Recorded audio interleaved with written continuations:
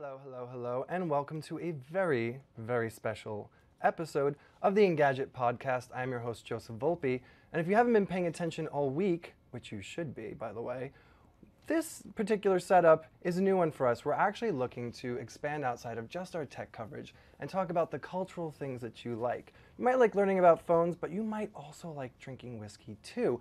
And that's why we're here with some special guests. We have Michael Mossberg and Stephanie Moreno, and they are from Distiller. They have a whiskey recommendation app, and we are going to talk about that and get into some whiskey tasting later on in the show. But first, we should talk about, well, Terrence O'Brien and Ben Gilbert are here, my co-hosts, and we should talk about where the idea for this very special episode came from. It came from loving drinking, pretty much. Yeah. But it also came from Austin, Texas. Yes, so we were both down in South by Southwest, and we got a chance to see this app in action and got to do a whiskey tasting with these fine people, and kind of like, these are some awesome people who need to be on the show. I believe the conversation went more like, we should really get them Yeah, on that the was, show. well, I figured I shouldn't betray just how drunk we were. Well, theoretically working. There was a Right. lot of slurred speech going, you should come on the show, it's going to be great. We would love to have you. You guys are so fantastic.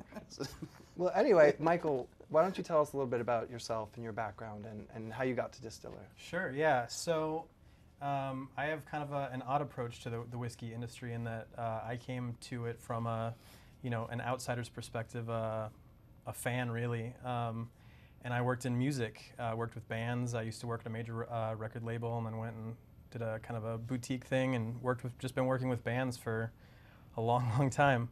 And I always, kind of this like fondness for whiskey started growing, and I think the first one I had in college or something like that was this like really not good like blend. Who I won't repeat their name, but like No, call them out. That's just, good. yeah, That's what we exactly. want. Don't We all have the that. dirty secret. Yeah.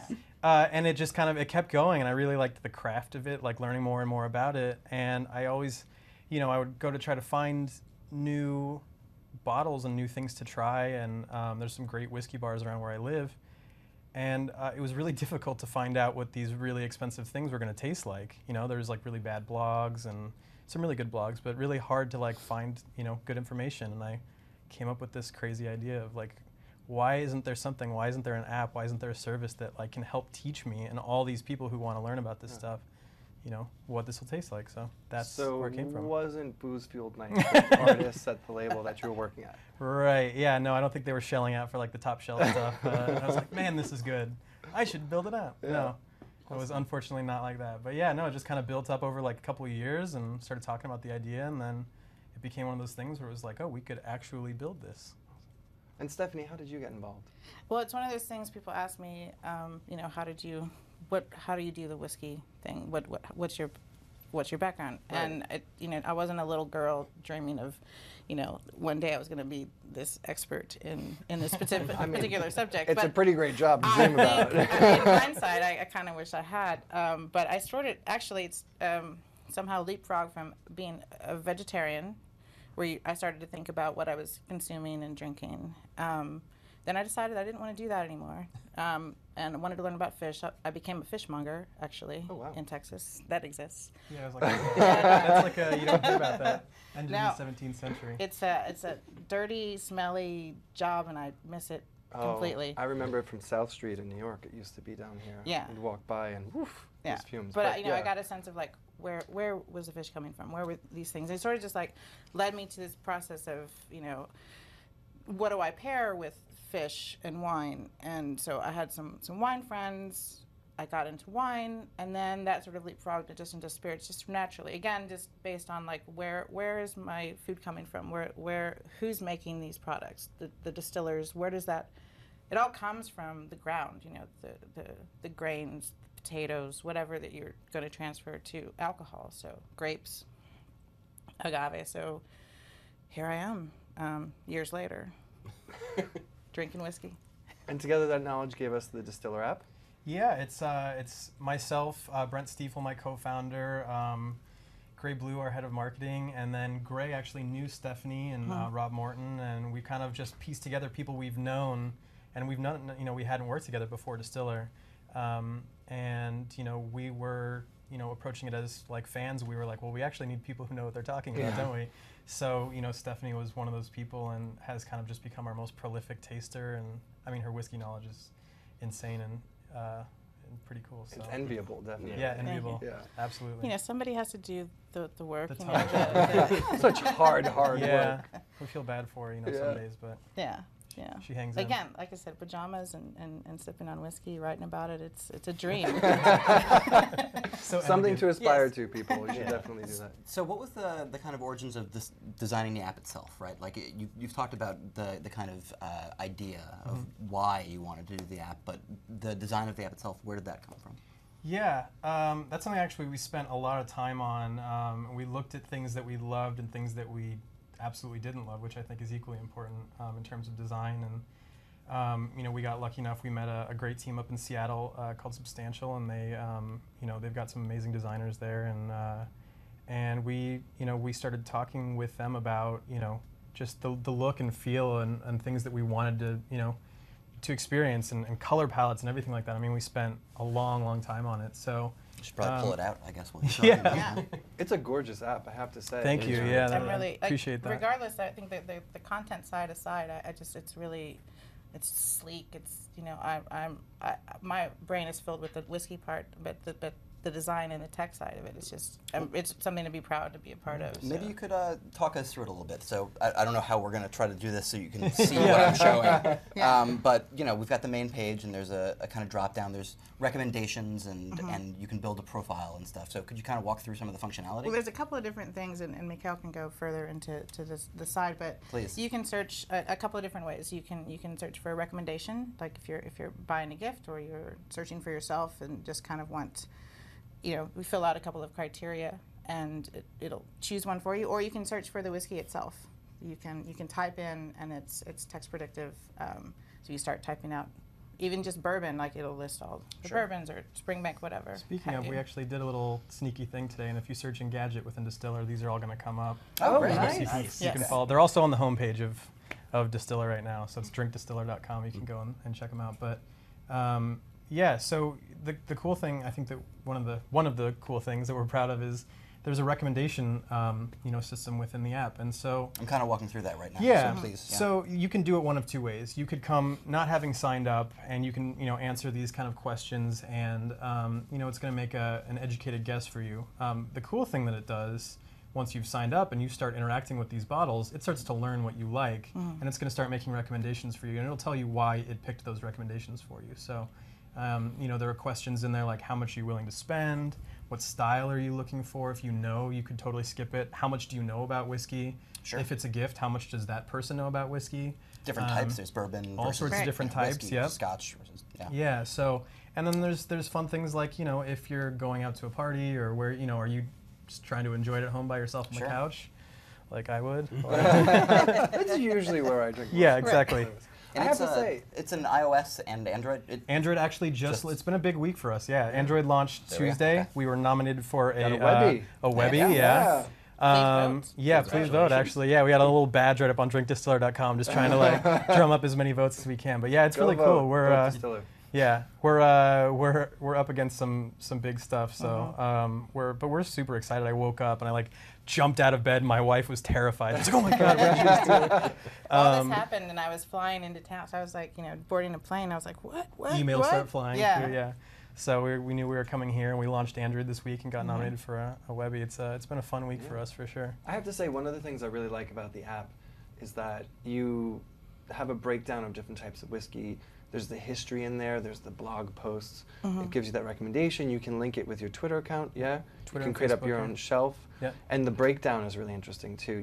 I mean, I think I will always, at least for the time being, click appreciator Yeah. as opposed to I've graduated. this, though, I'm more that than might- a dabbler now, guys. Yeah. You'll graduate to the what is it, connoisseur And the level? connoisseur Yeah. is the next step in there. Yeah, and you can write your own tasting notes in there, and they're all saved to your profile, and give every bottle your own rating, and it'll and then it averages the entire community. So you see our rating, and what Stephanie and the other people on the tasting table think, but then what the community thinks as well, which is Exactly, kind of helpful. as a whole, and it's really interesting to see what ratings myself and the other tasting table members will give a whiskey, and then the star rating, how it it matches up, and it tends to do that, which means we're kind of on the same page and understand. Yeah, it's pretty fun. Yeah. I'm a little interested to know about how those different distinctions actually affect what it recommends to you. So if I'm picking appreciator instead of dabbler, what is the sort of characteristics it's looking for? Sure, I think there's also, it's going to look for things like price point is one. It's going to look at the proof is a big thing. We tend not to try to recommend like crazy high proof ones to people who are maybe just edging their way in, and then they get hit in the face by like George T. Stagg or something like that. It's like, what is it, 142 points? 125. Oh, they came down, but they were, I think, at the year before that, they were like 142.6 proof or something like that. So we're trying not to do that.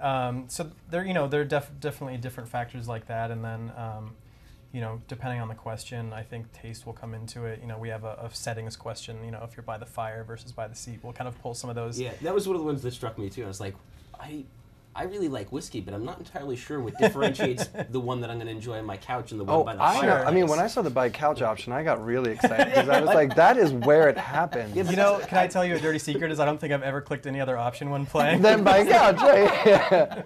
Yeah. I think the point for us was to try to make something fun that, of course it's not a perfect science. This is all subjective. For us, the goal was to just put a whiskey in front of you and like help you learn about things. So, we made fun kind of, connections between like, if you're by the fireplace, maybe you're looking for like a smoky whiskey versus, by the sea, maybe you're going to get some more Isla tastes in there that are a little, salty and briny and things like that. So that was kind of the thing that we did. And like I said, the goal has always been, get you to a bottle page, read about it, and at the bottom of that bottle page, there's 3 more, and you can just, go down the rabbit hole and keep clicking and keep learning and saving things, being like, I want to try that, I want to try that. Oh, yeah, you could definitely use some time on that app if you're in one of those modes. Damage. Yeah. Yeah. So how did you get into whiskey in particular? Yeah, that I feel like because I was late coming to the entire whiskey drinking. Yeah. Yeah. I think I wouldn't say late. I mean, a lot of people are really it's booming right now. I mean, craft distilleries are exploding. I mean, we've exported an insane amount of whiskey as a country last year. I mean, the most we've ever exported. So a lot of people are getting into it now and probably will next year too, and continue to hopefully. But I got into it by, I think, my family were always big whiskey people. My dad would always, like, after work would have like a nice scotch or something like that as when I was a kid. Maybe that had some, some influence there, and I had some, had obviously experiences with bad ones in college, but also my attempt at being classy and like having, some blend on the rocks, being like, yes, I'm so classy. The bottle of JD. Yeah, exactly. Pour it into a decanter and it automatically makes it fancy. So, so I probably just, it kind of happened incrementally, and as I learned more and more, and I joined the LA Whiskey Society and things like that, which is... I wasn't aware there was such a thing. Oh, yeah. And now I want to join. Yeah, and actually one of our members of our tasting table, Pedro Shanahan, actually is the co-curator of the Whiskey Society. Oh, wow. And he's also the spirit guide. Okay. Which is so cool sounding to me. I used to be a spirit guide. Yeah. Very different kind sort of spirit guide. Very new agey section. You don't want to go there. I'm really interested in kind of discussing the recent history, though, of the micro distillery concept, right? Because I know that for me, like, I know the world of microbreweries, and that's something that I know the history of a little bit, and I'm not a super beer guy, but I have some idea of that world. Whereas the world of micro distillery seems like still a little bit more niche. Sure. So can you kind of explain a little bit of the history of that, the recent history? Yeah, I mean, in terms of, when I mentioned it's blowing up, it really is pretty crazy. I think less than a decade ago there were 70 craft distilleries in the United States, and I think now the last figure I saw was 623. I think that's definitely grown, and I think it's expected to top 750 by this year and 1,000 by the end of next year. So it's interesting that you say micro distilleries because, the word craft is getting used quite a bit, and it doesn't really mean anything. I mean small, essentially. That's one of the things it can mean, but there's not really like, any regulation of that use of that term. The term small batch gets used a lot, and by the big boys too. There's no legal definition for what that means. Really? It could mean 6 barrels. It could mean 6,000 barrels. So it's not like the beer world where when you say microbrewery, you mean it's under a certain amount of barrels shipped every year. Right. It's different. In Well, the there right. are whiskey. rules that like I'm going to butcher their name, but I think it's the Craft Distillers of America Association. I think is what they're called, but I'll probably have to go back and look that up. Sure. Yeah. But sure. they have their own rules about how many you can sell and everything like that. But they're not. It's like if you want to if you want to be a part of their organization and have voting rights, then you have to match that. Sure. But you don't otherwise, have on the selling side, Yeah, you can as sell whatever far you as the want. consumer is concerned, the consumer doesn't really see that. So Sure. there's that too. There's kind of 3 different types. There's the people who build their own stuff and they start from scratch and they're doing everything. Right. Yeah. Then there's the people who buy some stuff but they make their whiskey. And then there's the people who or the companies that buy everything, maybe add a little bit to it and just brand it like crazy and Sure. Right. and market it. Like a couple of different examples, just in the state of Texas, there's the Balcones Distillery in Waco, and they're doing grain to bottle. They're involved in every stage Every of the step of the way, production. Chip Tate actually built by hand the stills that he's using, and then there's Rebecca Creek in San Antonio, and they are distilling, but they're doing sort of a Nutri-Grain spirit, and they purchase product from Kentucky, 8-year-old. What is the Nutri-Grain spirit? It's using a column still. It's like a vodka, Okay. basically. So they're doing a spirit whiskey. So they're purchasing Kentucky bourbon, 8-year-old Kentucky bourbon, blending it with the product that they make, and it's a Texas Now it's a spirit. product, yeah. Right. Texas spirit whiskey. Understood. So there's good and bad about those things, and as a consumer can decide for themselves. At the end of the day, does it taste good? I think it's really Yeah. the bottom line. I agree with that. I think, Right. just like in beer, there's all these crazy different ways it's being made, but if you like how it tastes, then Right. that's our approach to it, at least, Is there any kind of like a Sam Adams for that world, right? Where they're like kind of macro but still They're small? Right, where they're huge, but they're still like a craft. Right, exactly. Yeah, there are probably, I can definitely think of a great example right off the top of my head, not in the whiskey world, but in the vodka is Tito's. I think they're Sure. technically Sure. a craft, distillery of about vodka, Tito's. but they do crazy business. So Yeah, they're exploding. there are a ton of craft distilleries that are really getting big and being represented, all over the place. Well, even Hudson from the Hudson Yeah. line, the Tuttletown distillery, William Grant and Sons purchased their whiskey line. So they've grown exponentially. Now they're seen in the UK and whatnot. Right, And, yeah, we definitely have it out in California where I'm at. And it all over the started here out in Hudson Valley. So that's might be something that we'll get to that point of like the Sam Adams type Right. thing. Yeah. So let me ask you, Stephanie, how did Distiller rope you in to be one of the 5 at the table? Now, if you're not aware, the table within the app those are the 5 spirit guides. Sure. Should I say, is that okay? Yeah, Or, yeah, yeah, I don't sure. want to take away from that one man's distinction. I know. it's Pedro, a yeah, no, I big one. think that's a very cool one. Pedro's- It's yeah. his all his own, but yeah, it is a cool term. Well, Gray Blue, who does the marketing side for the app, he and I had met at a mutual friend of ours, Rob Morton, who is also part of the tasting table. And Rob and I are dear friends. When I lived here in New York, we met, and we we met on Twitter, as a matter of fact. Rob, back in the days when it was just one of those things that you do. I mean, I'm sure you still do it, but Yeah.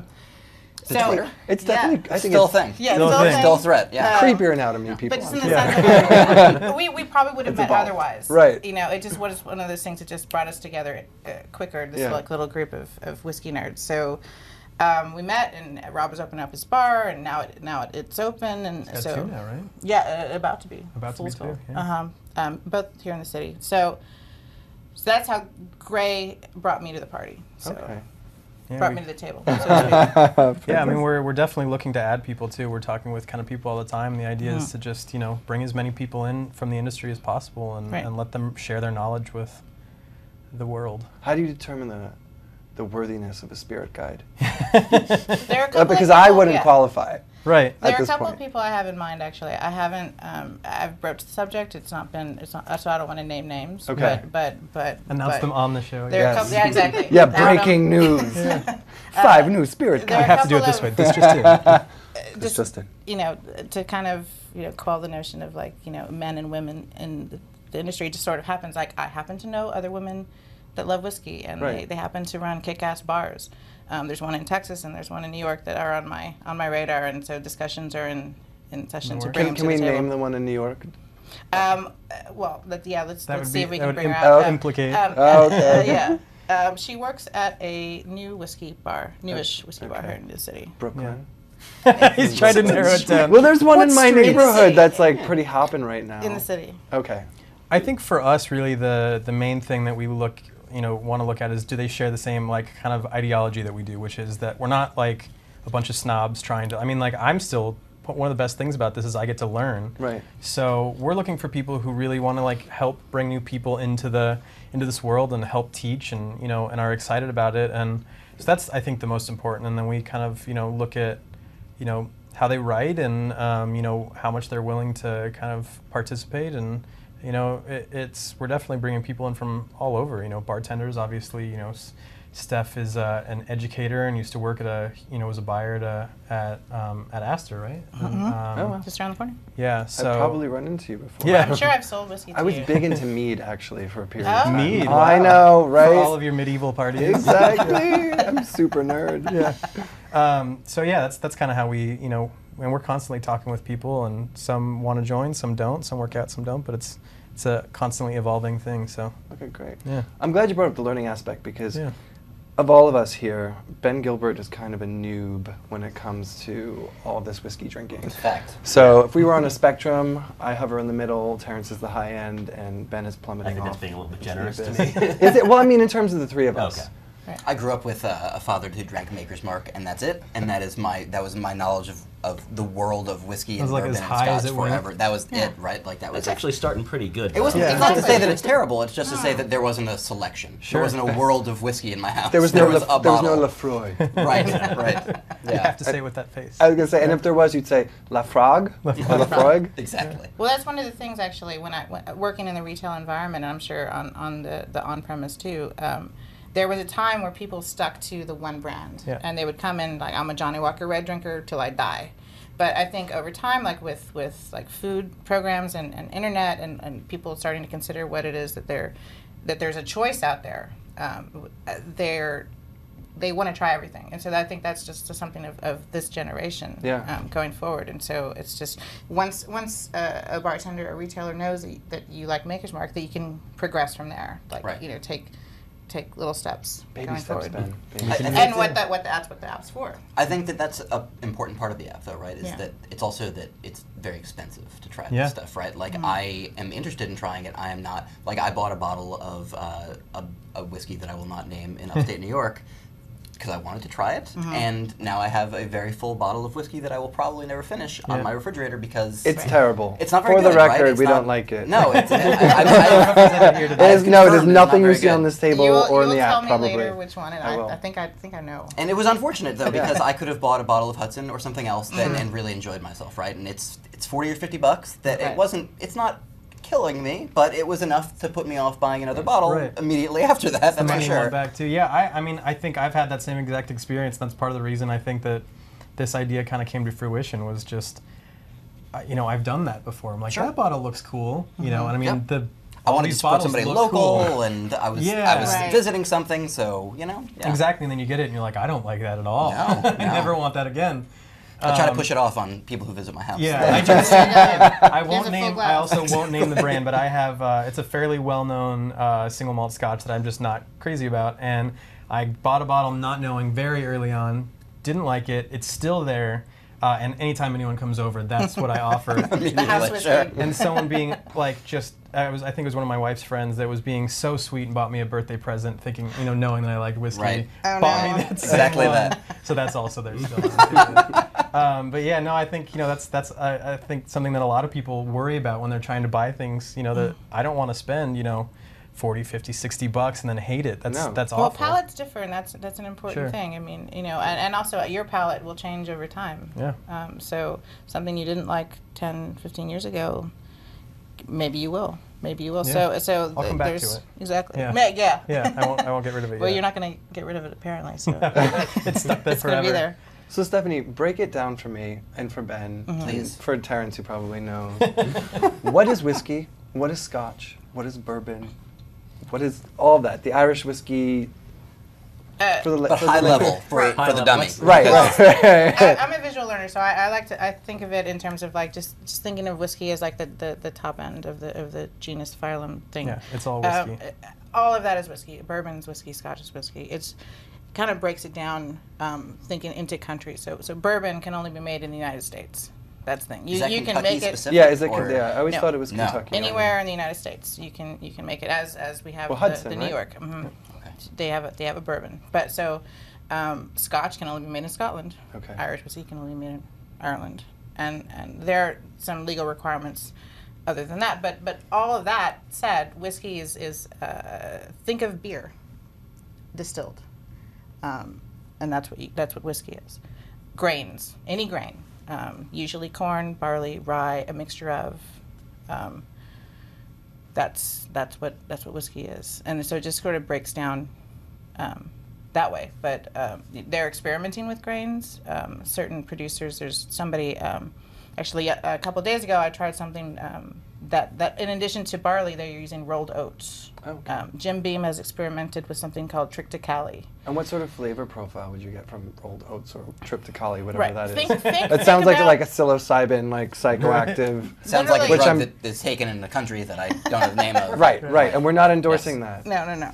Triticale I can't speak for, but rolled oats, just think about, oat milk cakes, things that you would eat. And I think about like cornbread, how cornbread tastes I do. in comparison to rye bread. And so those distinct flavors will get a sense of like, well, that's why the bourbon tastes the way it does. That's why that rye tastes that way. So how would you then separate between, if you had to boil it down to characteristics, bourbon versus a Scotch? Well, think about the climate. It's a temperate climate in Scotland and Ireland, for that matter. It rarely gets hot, but it stays pretty much the same. Whereas in Kentucky, for example, where most bourbon is produced, the winters are very cold, the summers are very hot, and so think about the barrel as like a lung. So it's breathing in and out, contracting, expanding, and that's where the whiskey will get the flavors from the barrels in a more extreme and quick way in Kentucky, for example, versus in Scotland. So it's a 12-year-old Scotch whiskey is going to taste very different from a 12-year-old bourbon. There's going to be a lot more barrel influence from a bourbon from Kentucky. Now, aging something in New York, it's going to slow down. I mean, we have some hot summers, but it's a very cold climate. So unless you have to be very careful about the temperature control of your warehouse is really an important thing. I read something, and I'm going to get this completely wrong, the details and the date and whatnot, but there's a major distillery in the United States that had some sort of storage area where they were aging things in the barrels, and I want to say it was in maybe Louisiana or Kentucky, and there was a storm that damaged the facility, and because of that, the casks were exposed to the elements for a long amount of time. Right. And there were tons of variables. They thought it'd be actually disgusting, and then they tasted it. They went through the filtration process, and it was a really interesting profile. And I can't remember. I don't know if this is ringing a bell for you guys. Actually, It is. E.H. Taylor has an expression where they actually had a tornado hit one of That's their right. warehouses. Yeah. Okay. And Might be it before then. they could repair the roof, it had been exposed to the sun, the rain, and what have you, and it turned out that it wasn't a horrible thing. So they bottled it, and they have that expression out as one of their lineups. But What's it called again? the E.H. Taylor, actually, I think it says like warehouse C, which is where it Yes, happened. that is what Yes. exactly what I was reading about. Yeah. But then in Scotland, the same thing happened with snow.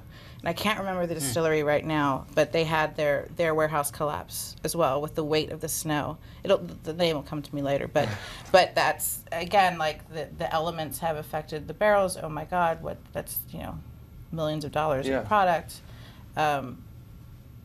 And it's just it's one of those things where you have to be very careful with testing the barrels and checking it, which I'm sure their managers did, and deciding when to pull the stuff and when not to, and it's like, oh, this is a sweet spot actually. This is something you would never try ordinarily because it's a natural disaster and the risks involved, but some happy mistakes have been made. Yeah, It's interesting you say that specifically because of the beer analogy you made earlier with regards to them using the same kind of components and there maybe being the same kind of similar chemical reactions going on there, and the concept of German brewers leaving their the fermentation tanks open, right, to the elements, and being able to get unique regional distinctions because of that stuff, right? Because of rain or because of pollen or whatever else. And that's really fascinating, actually. It is. The case, I don't know of anyone doing it in the whiskey world. I mean, they do it with mezcal in Oaxaca, but I mean, that would be a really cool experiment. I hope somebody's doing that. You know, We should do that. Yeah. Any plans to launch your own whiskey line? A distiller line of whiskey? Am I jumping the gun? Yeah. Is that another breaking news? You're planting the seed, actually, Yeah. is what you're doing. No, I mean, just I remember I think, want you some know, equity. you've talked about like whiskey-fueled conversations. Right. You know, I guess it may have happened once or twice while working on this thing. And, you know, I think playfully we've come up, you know, like talked about like, oh man, wouldn't that be fun? But no. Yeah. Okay, no. You know, if we do it, we'll name it after one of you guys. We'll, yeah. The whole The search initials? algorithm changes for Right. the app. Exactly. We only have one recommendation now. Exactly. It's 100. No one will ever beat it. Yeah. Well, when you type in God, my recommendation will come up. That's exactly right. We have the You kind same of with like a character. Got a complex, glow yes. behind you. Exactly. Yeah. Yeah. So I was talking with Terrence and Ben about this in particular, which is, how long do you think it takes for the average person who's sort of not ready, not in the world of whiskey, not a big whiskey drinker, starts drinking whiskey to attain the knowledge and become a sort of a connoisseur or attain that level? How long do you think that takes? I don't know if you could put a year on it necessarily. I think probably it's your capacity for soaking up knowledge and your willingness to approach it not from like, you know, approach it like scholastically, which I think, you know, it really is. A lot of people are like, oh man, whiskey master, you must be just drunk all the time. It's like, but these people really know their stuff. Yeah. They know like how everything interacts, and it's just so precise. I mean, they're like scientists in their own right. So I mean, the best way to learn is just to taste. I mean, Yeah. you can read about all the technical qualities and the history of the distillery and whatnot, but if you don't put it in your mouth, how are you going to know what you like and what you don't? And I think that's a really important thing. So I think what I would encourage people to do is again, like you find a starting point and then tell your bartender, hey, I like X. What else can you show me in that sort of range? And then kind of just build your just keep trying different products. Again, because purchasing a bottle perhaps might be not exactly up everyone's alley, then going to a bartender and that's what the app is for. To Get the plug to in do there. it's funny because we did bring you guys a present and you guys loved the Highland Park 18. Yes. So just in my mind, just in just knowing what those qualities are and what you liked and I just immediately thought of the Hakushu from the Suntory distillery, and it just so happened that was one of the ones that if you like Highland Park 18, you will like Hakushu. And It was a natural recommendation? I totally just discovered that. It was like, well, there you go. working, The yeah. So you're algorithm spot works. on then. That's Yeah. awesome. So I don't know. To answer your question, how long? It just depends on how much time somebody's willing to invest put in it. into it. I mean, because it's just a.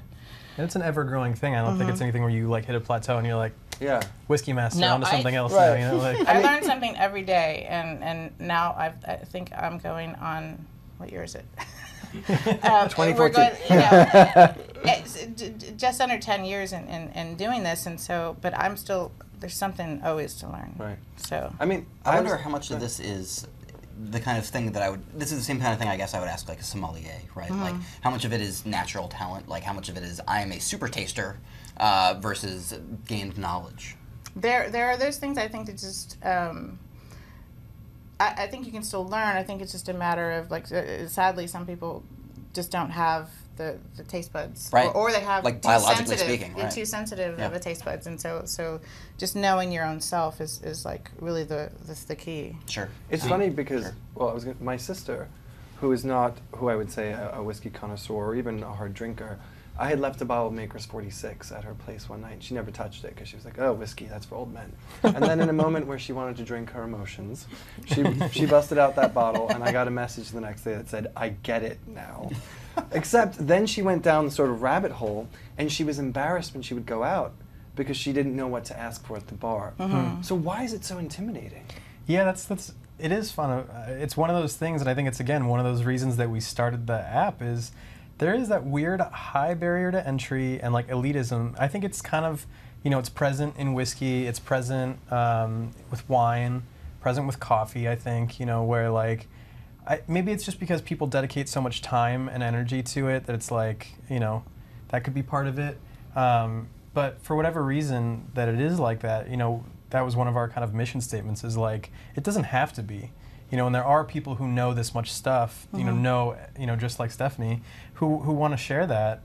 And so that was our approach to it, was like, let's break down that barrier and get people in, because like your sister, when you finally try it, you're like, oh this man. is my jam. And for a lot of, not everyone's going to love whiskey, but a lot of people that are like, I hate whiskey. Right. It's like, well, what have you had? Because I hated whiskey the first time I had it. Yeah. Because I had gross stuff, Yeah. So, you try some of the good stuff and not even just expensive. There's like really cheap good stuff, and you try that and you're like, oh man, whole new world I wasn't even aware of. It's one of those things where if you don't have the knowledge, it's something that you feel a little bit insecure about going to a bar Also and that, saying, yeah.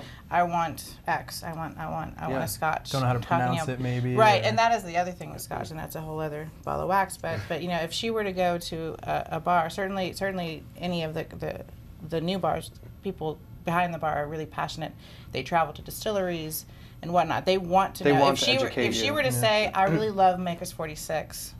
What can you show me? They would be so excited.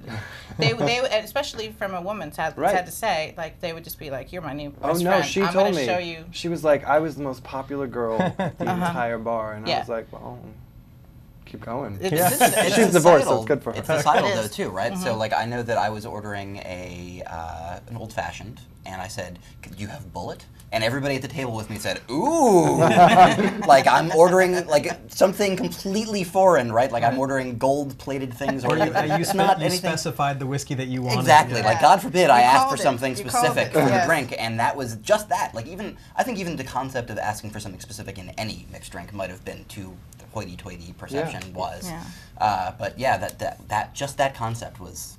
I was shocked by the reaction. Right? It was as if I had used an SAT word and everyone said, "Ooh, fancy pants." Like, From my word of the day. Slow your roll, I don't know what Gilbert. to say. Slow your roll. Exactly. Well, I have to admit, even though you guys are lovely, I'm super intimidated to start tasting this whiskey with you, which for those of you watching at home or online or on your couch in your indoor robe like I would be, we're about to begin the tasting. So if you have the bottles that we have been advertising, you should go out and start pouring those into glasses. If you haven't already, and Yeah. shame on you if you haven't Right. already. Right. Why If you were we haven't, drinking this whole time? Yeah, I exactly. mean, I don't know that the conversation would have been as coherent. Also, I can feel my legs right now. And after my second sip, I usually can't. Which is why the camera's cut, because they wheel me out on this thing. They call them crazy So- legs. Yeah. Yeah. So do you want to just sort of tell the viewers at home which ones we're about to go through and drink, Terrence? So we've got 3 whiskeys that we're going to drink. We've got Hudson Single Malt, which is from the Tuttletown Distillery, which we were talked about before. the what distillery? yeah, sorry? Tuttletown. Tuttletown. Or Okay. Tuttle, yeah. That's right, Tuttletown. Yeah. We got Springbank 10, which is a Scotch from Campbelltown, and Colonel E.H. Taylor's Straight Rye, that's out of Kentucky. So we got an American whiskey, a lightly peated Scotch, and a rye, And the Hakushu. and the Hakushu. Yeah. Oh, Yeah, we Hakushu. brought As a a special- Japanese present. So I think we should, in terms of like how we do this, I think we should start with the Americans and start local to the New York, and then Okay. kind of go from there. We'll take it there. Okay. So before we even, well, I mean, maybe somebody We should should start start pouring physically in, doing Stephanie. that. Yeah. You can Right. taste us. So the question I would have then, I guess, is with regards to tasting this stuff. Like when you're tasting wines or you're tasting beers, there tends to be a reason palate-wise why you're going from X drink to Z drink. You know. Right. So what is the kind of philosophy behind that with regards to different kinds of whiskey? The reason, a couple of things. You can think about it in terms of a gradual progression. We're starting with the Hudson Single Malt. This is 100% barley. Its proof is 92. So think I'm gonna about stick my something nose that's in it while you're going. it's not heavily Thank you, peated. sir. It's not peated at all. So start with the lighter, fruitier whiskeys, Oh yeah, and yeah. kind of make your way to the bolder, more peated, smoky kind of style. So, Okay. Otherwise, if you start the other way, you kind of might kill your palate. Sure. You're kind of just like Exactly. going up the mountain. Right. And so in terms of peatiness, that is, for me, I know that when I think of peat, I think of smoke, right? Yes. Like, I know that for me, has been something that pushed me Would you like away your in the same way that fancy when I glasses, Steph? first started drinking beers, something like a high gravity stout or an imperial stout, for instance, might push me away because it's so strong, right? It's so flavorful, it can blow out your palate. Like Bitter, exactly. So there's that sense too. Like this should be like softer, fruitier, rounder, and then we'll get to as you increase the proof, the alcohol sort of like dries out your gums and prickles. There's like a prickle.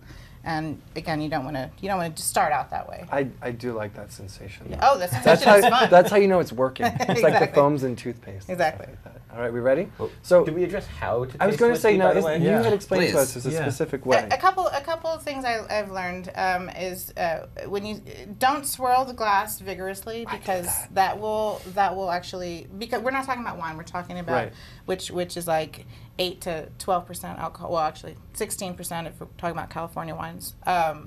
These are higher proof, so if you do that, the alcohol will burn your nostrils. Okay. So you gently hold it in there.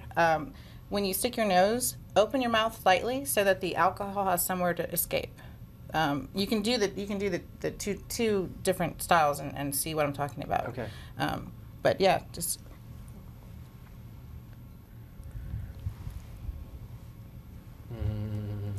It's Friday. See, for me, I kind of like if you haven't visited distilleries before, it's a fun thing to do. And actually, the Tuttletown Distillery has a distillery you can visit in Hudson Valley. I see kind of like I think like of sawdust on the ground and sort of a damp experience, like kind of a wool kind of thing going on. Sure. What are you guys getting? I get that, but I also think I might just be associating it with being at the distillery. Right.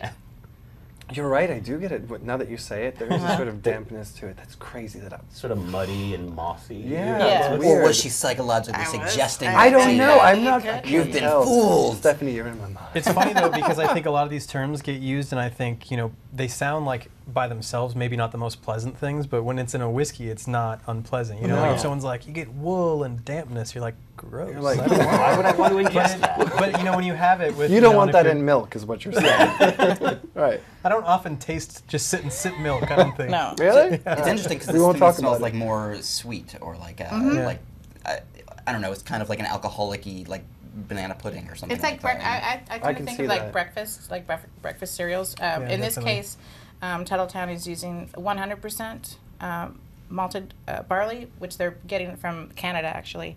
The other grains they get locally, but barley from Canada, and so just think breakfast cereals. Yeah. Pretty delicious. Yeah, it is. That's what that is. So I know, I tend to, I've done what you suggested basically, right, where I went into a place, or I actually talked to Terrence probably and said, hey, I like X, what should I get? And you guys suggested the Buffalo Trace. I think it was you and Brian, because I like. Sounds like a Brian suggestion. Well, I like old fashions a lot, right? And Yeah. that seems it's like a good. It's a perfect drink for mixing those because it's already kind of sweet, so I don't add almost any sugar at all, and then it becomes just a delicious mixed drink. So I guess is that more on the. If I'm leaning towards more sweet kind of whiskeys, I don't know how to put that. Is that what side of whiskey is that? Bourbon. Okay. Because it's at least 51% corn, and that's going to provide the sweet characteristics. Understood. Okay. Yeah, and Buffalo Trace, they make. I mean, even just the Buffalo Trace, their kind of flagship is amazing, but they make It's very tasty, just yeah. some of the best bourbons on earth, and I think we're recently named in the Whiskey Bible one of the best distillery Oh, man. on earth. So I've started at the right America place. has finally surpassed the rest of the world.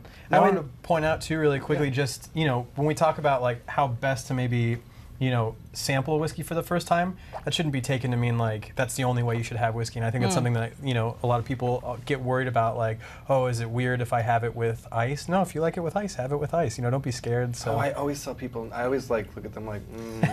You're part of the problem. I am. sure. I mean, it'll Willingly. dilute it, but I like, Yeah. I think we're definitely thinking like, it's supposed to be enjoyable. Right. So if you enjoy that, This is totally as like Yeah. an academic sort Yeah, of. absolutely. This I mean, is if gonna- we were to hang out at a bar, we're not going to be.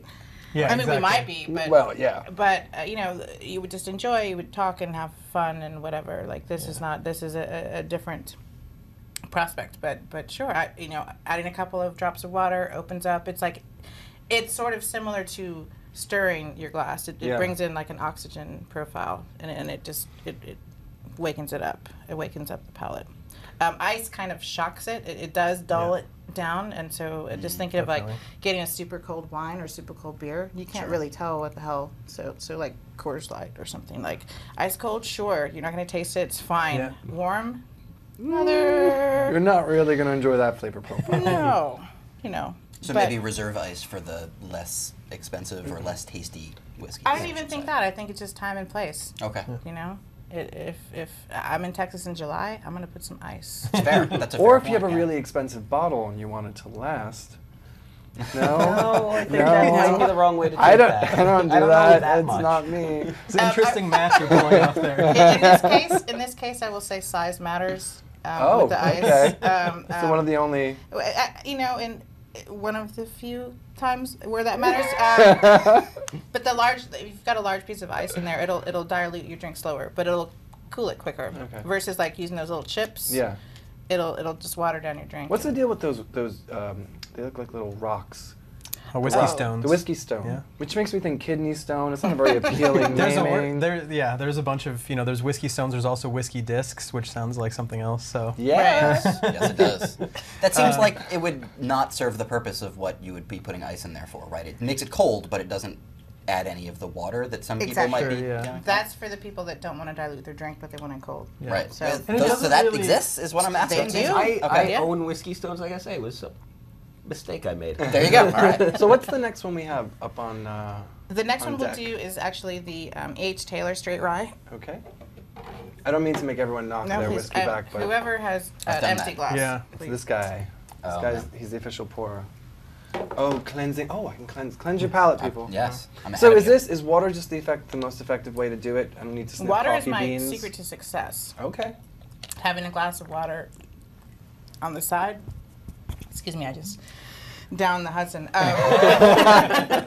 It just is how I can Gonna do taste slightly 10 It did it. whiskeys at a It time. sort of This time. negated, yeah. I think Yeah. that's always something hilarious that I see every year. There's somebody else, another writer turns 30 and decides that they're going to write How to Drink as a 30-year-old piece. Right. And the first lesson is always drink water with your every drink. Drink a full glass of water. And it's like, you should have already learned that. Yes. Oh, yes. Like, you should have learned that when you were 25. My aunt Right. sat me down when I This was is like stuff 17 and was like, after every drink, Thank a you. full This glass for me? of water. Yeah, one Yeah. 1-to-1 ratio will get you on an even keel, Okay. or at least in my experience. Okay. Thank you. And it helps definitely, I think, like you said, cleanse the palate as well. Just make it a little bit Moving. easier when you kind of move on to the next one. Especially, I mean, I think in very rare situations are you ever jumping between 4 separate bottles in a short amount of time. So. So the fun Maybe thing, you are on your couch. The fun thing about this, what I learned was that the impetus for the Colonel Taylor lineup was that a bunch of master distillers were hanging out on a porch and started talking about this gentleman, E.H. Taylor, who used to own Buffalo Trace Oh, over 100 years ago. So, Oh, it's that old. yeah. Well, Okay. not this whiskey, but the gentleman. I mean, it's sort of an honor that these bottles have been It tends to be named out of a him. trend in Understood. bourbon, named after kind of Elmer like T. the Lee and Blanton. forefathers. Yeah. Right. And a lot of them are all from the same distilleries, too. Exactly. Like, a lot of the distilleries have, like, 6 or 7 different brands of whiskey. Yeah, 'cause right? there's Exactly. only like 3 or 4 American ones, right? Major You mean ones. Kentucky bourbons? Oh no, yeah, I mean like major distilleries. Yeah, that own I would everything. say a hand 10. Major, Yeah. yeah. Yeah, the big boys, but so that can be a little bit confusing for the consumer. Right. Like where they think that there's an Elmer T. Lee distillery. No, that's just the Right. gentleman. So in this case, let's this is the straight rye. Okay. This is unusual in that there's no corn Okay. in the mash bill. A mash bill is just all of the grain components. It could include anything as long as it's at least 51% rye. It can be a rye whiskey. Okay. So this is just barley and rye. I would say this smells especially delicious. We should, by the way, thank Brian for this. Yes. Is this from Brian's personal collection? This was a gift from Brian. Oh, thank Thanks, you, Brian. Brian. So you're gonna get like those darker notes again, like think of rye bread, like kind of almost. Sometimes I get like an apple cherry thing going on. God, I'm so bad at putting names to these smells in my head. And I grew up reading the company store catalog, so I know all those different hues for comforters and stuff. That is Think so about- dramatically different Right. than Yeah. the last one. Think about just bold cut, like is it fruity, is it spicy, is it sweet? Yeah, I think you'll notice too. you'll taste, some of those tastes, and you're familiar with them, and you know what they are, but you just can't say. Yeah. I think that's probably the step right before, you're at Stephanie's level where you're like, this is this, and this is this. Now, you notice every time I take a sip, it makes my mouth salivate immediately. That's what's considered acidity, and you can find, a wine or a spirit that doesn't have that. The technical term is a flabbiness, where it just sort of It's so it just terrible. sits it sits in your mouth, and nothing's really exciting. Yeah. What the salivation, it preps you for another sip. It preps you for food. That's the exciting bit about it, and proof can help with that. Okay. This is a bottled in bond, so it's at least 100 proof. Okay. What does bottled in bond mean? I saw that and I thought James Bond, which is No, and then at all that's applicable. there's I'll personally send you a link. A friend of mine wrote this really long bond and bottled in bond sort of thing. Bottled in bond is back in 1897. There was when whiskey could be there's some rot gut out there. This was sort of a mark of quality, so it has to be aged at least 4 years. Okay. In a government warehouse, so sort of term it as a quality product. Okay. But 100%, 100 proof, is what it is. At least it has It has to be. a very sweet, mild aftertaste, I'm noticing. Yeah. Which is what I find I like more about it. So there are U.S. government-owned buildings just That for I know. I was making going to ask whiskey? about that. Yeah. Well, not for making it, for warehousing it. Okay, They're all right. approved. They're You have like a they're strategic reserve of whiskey. they can't be moved. They're in these warehouses that have been approved, Huh. and that they haven't been, I guess, to determine to qualify the age.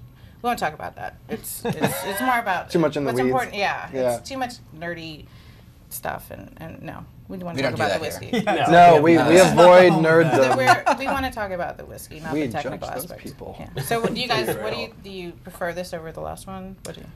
I like when it gets to be a bit stronger. I know personally, I'm just starting to appreciate peatier things. For a long time, like you were saying, I think I had started initially with something that was very peaty, and it turned me off to whiskey Right. completely. And then I found bourbon and fell in love with bourbon, and I think I'm just graduating now to like Right. rise. So this is my sweet spot, I think, for the time being. I like There's this. Yeah. It's spicy. Yeah. Right, yeah, definitely. It's definitely a spicy aftertaste too, and I love rye. Personally, I'm a big rye fan. Tastes like a holiday whiskey. Yeah. Yeah. A little bit. There's like That's a little why bit we have of the warmth Yellow. to it. There's Mulled some. winey kind of Yeah, thing. yeah, exactly. Yeah. Yeah, There's definitely a lot of spice there. That's for sure, though. It seems like the last one was a lot lighter. There's like a lot of. Feels like it's embracing my whole mouth. Right. Put it in my mouth. I'd say it's incredibly hard to drink out of this thing. I have to like knock my head all the way back. It looks like I'm getting like super Crazy. drunk and like swilling, Right. but I just Shots. can't get it to my mouth. But you need every last drop. I know, I finished it. Like I said, it's Friday. So moving on, what do we have next? This is a bad boy, isn't it? We've got the Springbank 10. Are you done? Yeah, sure. So now we're moving on to Scotchland. Okay. This is from Campbelltown. What's Campbelltown? The Campbelltown area. Excuse me. Okay. It's an area in Scotland. There's actually a bunch of different areas Thank you. in, or I shouldn't say a bunch because there's not a bunch. No. A few different areas in Scotland, or districts. Is that the correct term? Yeah, sort of areas. So there's Speyside whiskeys. There's island whiskeys, which generally you think about when you think about island whiskeys. You think about Islay, which Islay. Islay. Well, that's how you Like pronounce it. Lefroy Interesting. earlier. Like we in were talking Jurassic about. Park. It's phonetically, I guess you would say Islay, but Islay, it's right, but but that's another thing where it can be intimidating to ask for Yes. a whiskey based on the name. But going to Springbank, I think I still have the rye. Hang on. Drink, Stephanie. Hurry up. Oh, that definitely smells like a scotch. Let me see. Holy Let me Lord. see. What's really fun about Ooh, Springbank, yeah, it punches you right in those nostrils. Springbank distills 3 different kinds of whiskey there. They do a heavily peated whiskey, they do a lightly peated whiskey, which the Springbank is, and they do a non-peated whiskey. This is also unusual. The Springbank, they do 2.5 times distilled. Okay. So how do you do 2.5 times distilled? Yes. They distill part of their parcel as twice and part of it 3 times, and they Okay. blend those two And together. what's the advantage of that? It just creates this Different, yeah. Yeah, the more times you distill a product, the lighter and more neutral a product will become. And so double distilling, which it has to be at least 2 times distilled, is like a heavier, weightier malt. So this is sort of in between those two, the lighter and sort of heavy style. So. And for those people at home that may not know, I mean, I hear the term peaty all the time, and I pretended for a long time that I knew what it meant. What is peat? It's basically the earth. It was a source of fuel, and the only source of fuel that many people in Scotland, around the islands in particular, had. There wasn't charcoal, there wasn't gas. So it's very dirty fuel also. Right. Like that. So it's like this dense composition. It lights, it slow burns for a great amount of time. So what they do is they take the peat, they light the fire, and that's what dries the barley. And so that's what influences The flavor. the flavor. Some are very heavily peated. This is a light peated style. I was going to say, I can tolerate this. And by tolerate, I mean I could drink a lot of this. Yeah. But I feel like if I were to drink this at a bar, all I would think is like, as if I were a dragon, like this big puff of like peaty smoke coming out, because you feel it. Yeah, see Ben Gilbert's face? No. He's Can't freaking. do it. Too much for me. This is just I not mean, for- I'll finish drinking it. It's not possible. I'm a professional. But that said, I probably wouldn't buy a bottle of it, is what I'm Yeah. trying to say. Okay, Yeah, but you fair could buy me a bottle of it. enough. Yeah, that what I would do. And- Birthday weekend. This is actually something I learned from you, Steph, which is that there's a system for like ranking peat, right? The ppm, which I had no clue about until we started working. Until I've Steph- never heard of What it. is Yeah. ppm? Peat per million? ppm is like parts per million. Okay. And so something like Lefroy, which is probably one of the highest levels, it's that they have like a 55 ppm, parts per million. Springbank, I think this is 7 to 9. Oh, okay. ppm. Wow, so this is really low. So on there's the scale. stuff on the scale. It ranges. Now, didn't we have Yeah, I one think in that's interesting. Austin that was a real punch in the mouth in terms of peat? What did we have? we had the only Scotch we had was Highland Park 18. Oh, right, Highland which Park you guys 18. I think smuggled away in some fancy distiller. Smuggled or smartly poured into the lovely I glass. think we also had what did we The have? Nika, Oh, that's right, 15. Nika Taketsuru from Japan. Which I went on a rampage drinking afterwards. Yeah? Yeah, That's I would so I would good. find myself at bars and people would be like, oh, what should I get? And I'd be like, oh my God, they have the Nika, get the Nika. And they wouldn't drink it, and I would, Beautiful. because that's my strategy. So yeah, those I Good, would right? both of those I would say on the lighter scale of peat. Okay. And the peat in Orkney is a little bit different from what you'd find in the islands or even in the mainland, just because it's so windy there. They have almost 0 trees, and so that's not a composition part of the peat. So it's a little bit different. You get the salty quality where you'll get some here in Springbank, but not as much as you would on those other islands. So The salty tang. I do have a question about ppm because this is the first time I've ever heard of it, like being able to actually measure the peat. Does it actually reflect the flavor that much? Because I know with beer, which is really more my area of expertise than whiskey. That's very true. You do make your own beer at home. Yes, true. Interesting. They have IBUs, the International Bittering Unit, which is supposed to measure how bitter the beer is, but Oh, ultimately... in terms of a perception, you mean? Yeah, but ultimately it doesn't really mean anything. Something can have a really high IBU, but if it has a very strong malt backbone, if it happens to be a higher alcohol, it isn't really bitter at all. Well, a couple of different things can influence it, but I think that in general it stays pretty true. Okay. Time, actually, the longer you age something that's heavily peated, those phenols will break down and become a little bit more mellow. So Lefroy 18 is very different from Lefroy 10, even though it's distilled the same. Or aging it in a wine barrel finishing, so that'll add like a fruity roundness to it, and so it'll kind of tame those notes down. Like the sherry, right? Yeah. So Yeah, this yeah. one actually is aged in mostly bourbon and some sherry. I think you might have liked it if it had more sherry. It would have tamed down those tones Sure. of the peat monster. It takes over for me. Like that's exactly what you're saying. Like a lot of times when I try, basically any Scotch I've tried in the past that had any sort of peat in it, that was the effect. It was that was what I tasted and nothing else, and that kind of ruins it for me. It resonates. And that's Right. why if you were to do a tasting like that, if we were to start there, I wouldn't It'd taste be the with first you. one. It'd be Absolutely, with yeah. you, yeah. Well, it's interesting too because I think it's a taste that a lot of people associate with Scotch, and a lot of people think that's Right. the only thing that Scotch tastes like is peat. That's not the case. I mean, there are all sorts of Scotches, both blended and single malts, that don't have any of that in there. So I've definitely talked to people who are like, I hate Scotch. Like, well, what did you have? And they got just kind of the same reaction as you. They got I started with Ardbeg. Well, Yeah. I never It's would gonna have punch you in the started you face. there. I didn't like Thai No. food forever because I thought it's lemongrass. It's not Thai food, right? Like it's just lemongrass being too strong. Yeah, I know it's a weird analogy, but it's So for let me. me- That's what Let happened. me ask you, apart from a whiskey recommendation app that you have with Distiller, do you have plans to branch into any other spirits to recommend to Yeah. people? Gin, perhaps, which my 18-year-old self would have loved. I actually. Your 18-year-old self. I mean, I'm being generous, 14. Your inner 75-year-old. I was drinking champagne when I was 4. That's a true story, because I'm Sicilian. Yeah, when we started this idea, I think we started Oh my, with this thank you. very grand. Oh, I should finish. Why is the please person go. talking always Please, said that? no, please talk.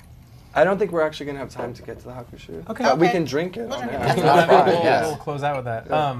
Yeah. When we started, we had these kind of grand aspirations of like, we're going to do everything. And I think as we really got into, like, we wanted to make sure that we focused on original content. A lot of services out there will just kind of aggregate reviews from everywhere else. And we didn't think that that was something that we wanted to do. Yeah. And so as we focus on really doing reviews that are geared towards our app and our service and helping teach people, it's a labor of love and it takes a long time. So as we kind of started to realize how long that was going to take, we scaled back and said start where we have our passion and where this idea came from, which was whiskey, and we're going to branch out from there. So that's our long-term goal, is to be able to kind of do that with rum and mezcals and everything fantastic. like that, and branch out as wide as we can. But baby steps. I mean, we just launched the iOS app in February, so Right, and Android just came out. A few days Yeah, I mean, old. we have not even been together as a company building this thing for a year yet. Wow. So let me ask you, this might be far-reaching. Windows Phone app? It's finally getting better. So yeah, what's funny is that this week with the launch of Android, it's been I shouldn't say it's been nothing, but there have been people being like referencing Arrested Development nonstop, being like, there are dozens of us. Yeah, that's so true. Yeah.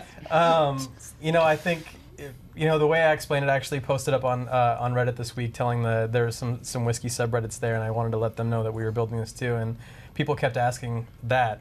And for us, like we're a startup. We are we are a startup, and so we have to kind of weigh, The benefits of if we the build the resource Windows, allocation, if we yeah. build the Windows version, then that's going to take us away from other features that we want to build, and we've got a lot of cool features that we want to keep building on, and some that we're going to launch like early next week, a bunch that we're actually launching next week that we've been working on for a while, and so that's kind of the thing, is like obviously we would love to build everything that we can, but I think we'll kind of continue to weigh the pros and cons on that and see if it outweighs maybe another feature that we want to build. So maybe the next feature we'll see is kind of being able to buy this stuff within the app. I That would is love something that we've looked at and experimented with. We actually have kind of a beta trial of that going on right now, just to test with data. I mean, that's kind of a huge part of it too, is like getting data from this thing and seeing what people want. So that's something that we've looked at and are kind of working on internally. I think we're going to add a wish list. That's something that people have really wanted, because so far you can build your top shelf, your favorites, but people want to like save things for later. Yeah, and, absolutely. And be able to tell people, hey, you should buy me this if you want to buy me anything. Or maybe an idea would be a hate list. Yeah, Yes, that's I right. never want this in Yeah. my mouth again. Don't ever That's buy what you this from should me. probably call that. It's actually Exactly. probably more important. Yes, it Yes, is yeah. probably more important. So let me ask both of you, Yeah. before we close out, if you could just give the viewers at home a really good recommendation, a really good price and bottle for just starting out, for the people who are dabblers. For me. For Ben Yeah. Gilbert. Ooh. This is for the sake of Ben. Yeah. His weekend is coming. Well, we all really enjoyed, and I just don't know about the availability. The Weller 12. It's hilarious. I was going to say the same thing. Okay. It's my favorite bourbon. It's a weeded bourbon. Everybody always talks about Pappy Van Winkle. Everyone, that. Which is really hard to get, right? It's You're never going to impossible. find it. I mean, you're never Get gonna on a find it. wait list, or go to a very dusty, like, retail shop in New Jersey or something, you might Okay. find They it there. might, Someone that yeah. doesn't move, somebody that has zero online content Right. and presence, you might find it there where people don't. You might not make it out alive though. Yeah. The Yeah, vibe Well, you it's so get crazy. from There's that. a, you know, Somebody stole a bunch of cases this year. There Yes, was like a yes, I like a read about heist, that. like Yeah. a movie type heist that like broke in and stole a bunch of it. So it's That would even make a more- great film, but actually. but But, it's made yeah. with the same juice as the same mash profile, the That's same right, mash sorry. bill, the grain components Okay. Yeah. as Pappy. Pappy. And so Maker's Mark, going back to your and it's actually my go-to when I go to the airports, a wheated bourbon. So when they say wheated bourbon, that means it's because it's a bourbon, it's still at least 51% corn, but the other grain component is high in wheat. Yeah.